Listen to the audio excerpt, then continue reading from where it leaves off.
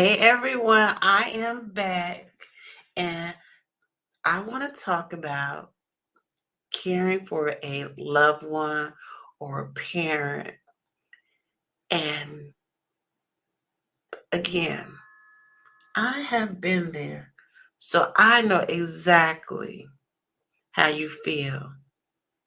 And it's definitely been people who've been through it way before you have and before I have. But it's a real thing. And so first thing first, what noise outside? Let's talk about what it means to be a caregiver. This isn't about managing medication, doctor's appointment. It's emotional support, physical help, sometimes even just being there to hold their hand. And you become their rock. And that's a huge responsibility. So if you're feeling overwhelmed, know that it's okay and you're not alone. And I wish I have had someone there for me like that, like physically and not um like in a distant place, or like have not having to see the deterioration. My mother, who passed away June 4th, her birthday was June 5th of 2024 this year. So I was her caregiver for 2 years, but when she first started having issues, uh, and she got lost, I knew that there was something was wrong. But she seemed to was able to pull it together and was able to make her way home.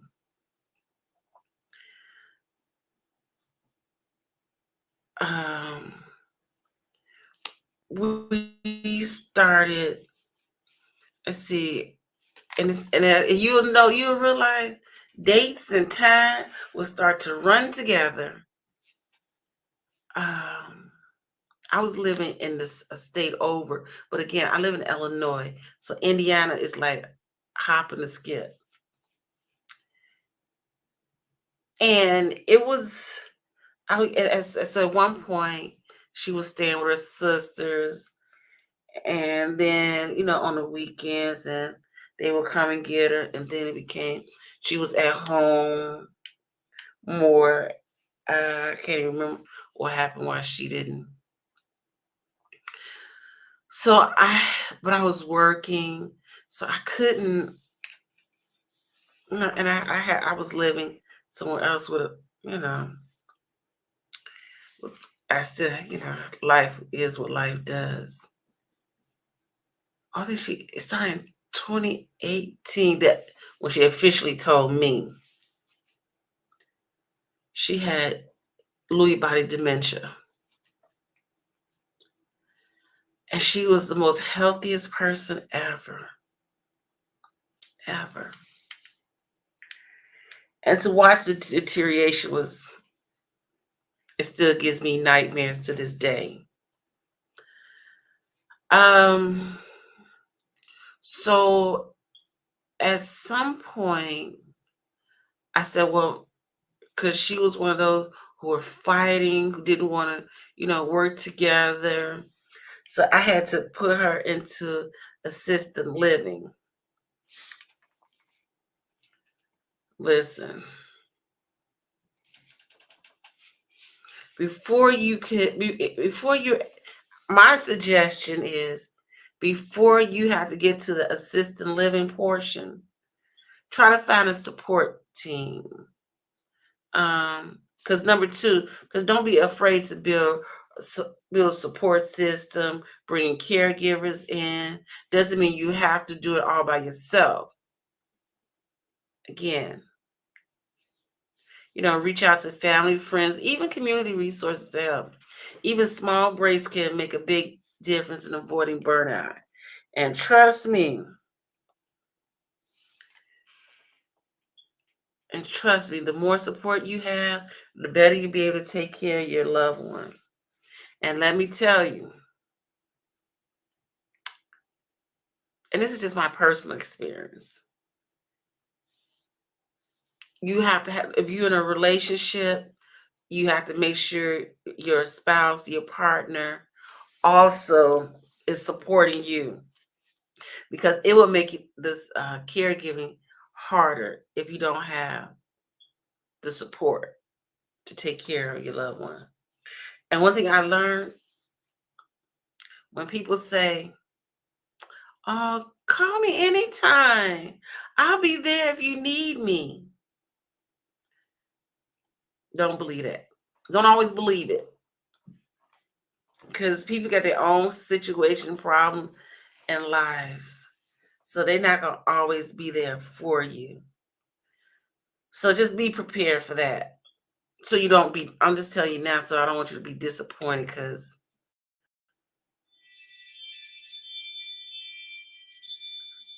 I definitely thought someone would be there all the time.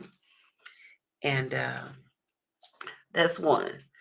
Two, make sure you carve some time out for yourself. That's the most important, because that burnout is a real thing.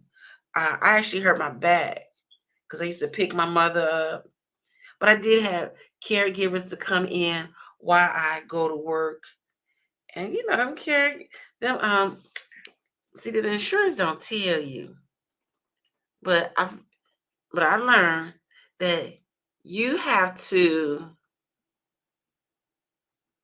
what, you have to have a home health agency to come in. I thought it was a nurse that comes in. No, it ain't no nurse. It's not a nurse. And so I had so many people come in. I had one girl who came in. She was good too, but I thought on her arm they looked like mosquito bites to me. I found out later. I realized after 2 weeks that ain't mosquito bites. It looked like she had track marks on her arm. So I had to let her go.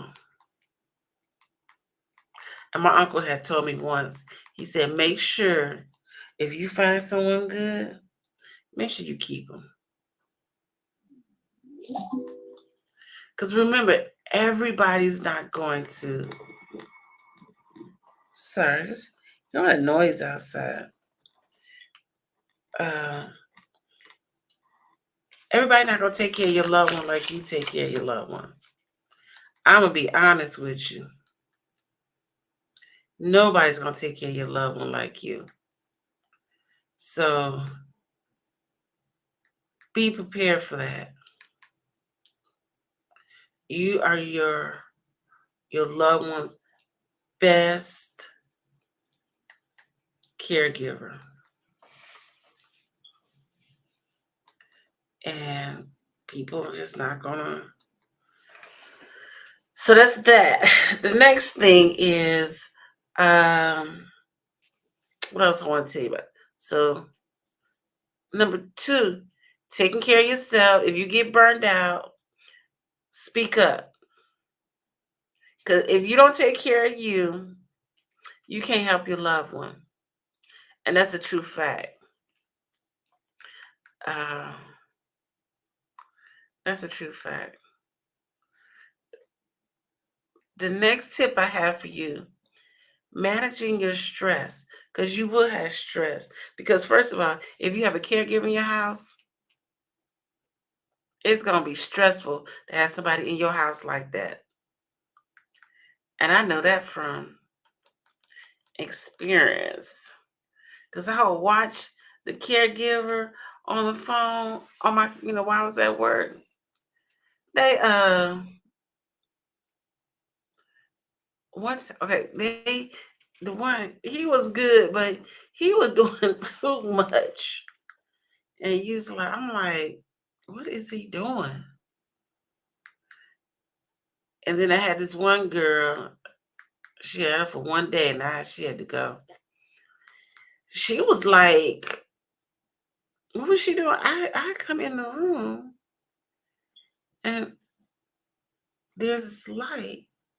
And she says, girl, I'm gonna make me a YouTube video. And I'm looking like, is she serious right now? And she was dead serious. So, with that being said, we definitely have a lot of cameras in your house. If you're going to have someone in your house, can't have it in the bathroom. Because it was one point where I had to put the cameras in the living room because the caregiver would take my mother out the room and be out of the camera for at least 2 hours. So we had to get a camera, put a camera in the living room and the kitchen. So every room, so I could see what's going on. Just saying. Also, tip 5, it's also essential to find the balance between caregiving and rest of your life.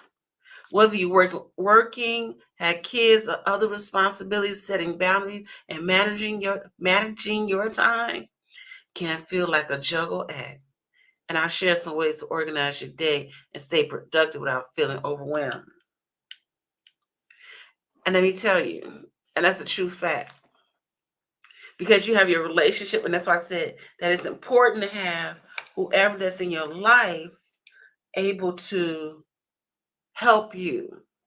Like my uncle, he used to take his wife on a trip, a short weekend trip, so that she can get away. And I used to do it also. Uh, Kids. Now I didn't have young kids when I was taking care of my mother. But again, that's if you have a partner, your partner will able to help you do those things. So yeah. But I just let you know, taking care of a parent or a loved one, it isn't easy. But the love and the care you give them can make all the difference in the world. Just remember, you're doing an amazing job. You're doing amazing. And it's okay to ask for help and take time for yourself. And you got this. And that's a true fact. And I'll just say this is that make sure, and let me tell you something else that might help you also. I was able to find adult daycare for my mother. And even though her health was deteriorating, she was still able to get in the sit in a wheelchair and as such. So I'm telling you, find adult daycare if possible. And we had the bus that come pick her up. So but we had a lift because there's stairs here, so she would have a lift.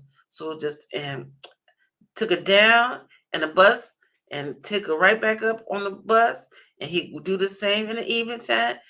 Uh, he would the bus would pick my mother up at between 7 and 7:30, and she would come back between 5 and 6. So you had time to work a part-time job, uh, run errands, take a class, just do things. And I was able to we went 3 days a week. And that's what we did. And it helped. Caregiving is not easy, especially if you are the main person taking care of the parent and you don't have like real help.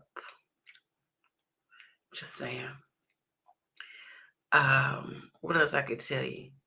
So if you have to get to the point that you have to take your mother, your parent, your loved one to an assisted living, make sure you vet them. Please vet them. Just because they look nice on the outside Dope means on the inside is is nice. It's a when you go talk to them people, they really are salesmen. They selling you not a dream, but they selling you on what's the word I want to use? On your on your what's the word? I can feel it in my tongue. They're selling you on your anxieties, on your looking for help, and they feed off of that, and they listen and they look for the buzzwords. But yeah, just remember, you got this. And if you need to talk and you don't have anyone to talk to, hey, down in the link down below, leave a comment. We can connect. We can talk. I can be there for you to help you get through it. Just being a support system. I'm no doctor. I'm no in the healthcare field. I'm just a daughter who took care of her mother. And the one thing my mother always did was always help others. She was always a service to others. And that's my goal for the rest of my life, is to service others. If you need help, if I can help you, if I have information that can make your life peaceful. Now, this channel is not about caregiving, but I just had to tell you and give you something that you can use for yourself, because I've been there. I've seen it. I know what it looks like. I know what it feels like. I know how, just having kids, and you still just doing it by yourself, or having a sibling who doesn't live in your area, and you really the one who has to do it. I can go on more and more and more, but I won't do that. But I just want to say, be positive and be a vessel to you, that knowing that it is not easy, but the best thing about it is you get to spend that time with them that no one else will be able to experience or to be able to get. So, if you found these tips helpful, make sure you give this video a thumbs up and subscribe for more content.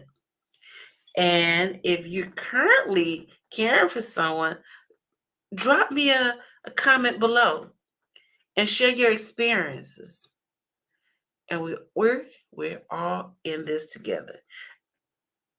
On that note, and I'm sorry that I didn't do it while was taking care of my mother, but right now I'm going through the grieving process. And so this is one part of healing, telling your story, telling her story. And so until we meet again, because I'm going to have another one, and I'm going to holler at you later. Be safe. You got this. Virtual hugs all over. Sorry, my eyes are a little watering. So, and love and happiness. Later, Gator.